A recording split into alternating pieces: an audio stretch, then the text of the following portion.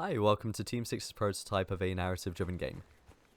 In the first scene of this prototype, the protagonist is playing hide-and-seek with his daughter. The player will be navigating this level to try and find her by pressing E to interact with objects.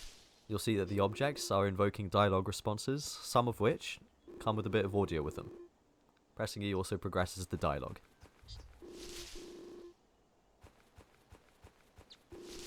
Eventually, the player will find a good clue as to where to find the protagonist's daughter Sally. This causes a transition to the next scene. This is an example of an animated sequence where we've animated a couple characters just to move around, and we've linked it with the dialogue system as well.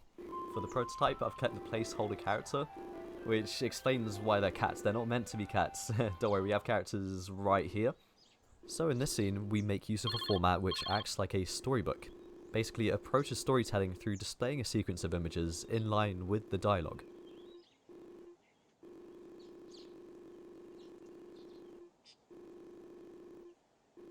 We'll get to a slightly better use of this format later on.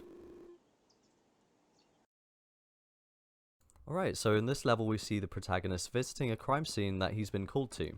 Similar to the first level, the player will navigate the house to interact with clues.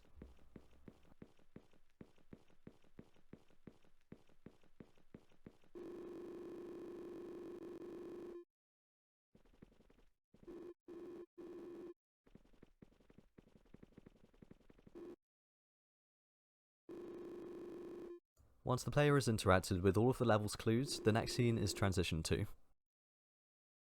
At the beginning of this scene, make sure to press the E key to invoke the dialogue.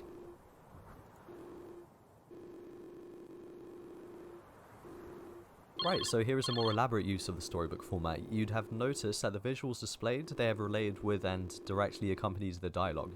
This is the intention of the system, so in future developments, even more variety in the visuals would be added, as well as more sound effects. I would also like to point out that the player can skip through the dialogue, as you can see. You can press E just to force the dialogue to complete. Okay, so what remains from this is just dialogue, so let's go ahead and skip to the end. In this final segment of the prototype, the player is sneaking around his office in order to access and tamper with evidence. It's intended that this level would be built upon through adding stealthy gameplay, though for now we've just fit in the narrative.